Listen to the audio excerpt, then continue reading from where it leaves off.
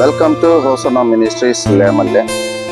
క్రీస్తునందు ప్రియులైనటువంటి క్రైస్తవ సోదరి సోదరులందరికీ కూడా ఈ గుడారాల పండుగ 49వ గుడారాల పండుగ సందర్భంగా అందరికీ కూడా ఆహ్వానం పలుకుతూ ఉన్నారు. మరి ఈరోజు పరలోక టీవీకి సంబంధించి ఈ హోసన్నా మినిస్ట్రీస్ గురించి మీకు తెలియజేయాలని ఆకాంక్షిస్తూ ఉన్నాం. మరి ఈ యొక్క హోసన్నా మందిర్ లేమల్లిలో ప్రత్యేకత ఏంటంటే, బ్రదర్ ఏసన్న గారు మొట్టమొదటిగా తన పరిచయం ప్రారంభించింది కూడా ఈ యొక్క లేమల్లె ప్రాంతంలోనే.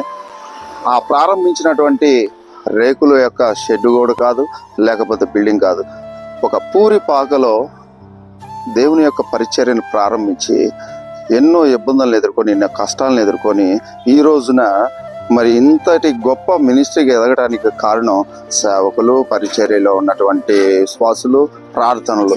యేసన్న గారు తన జీవితం అంతా కూడా దేవుని సేవకు, దేవుని పరిచర్య కొరకు అప్పగించుకొని మరి ప్రపంచ వ్యాప్తంగా కొన్ని వేల సంఘాలని నిర్మించడానికి ఈ లేమల్లె ప్రధానమైనటువంటి స్థలం అని కూడా మనం చెప్పుకోవడానికి సంతోషించాలి.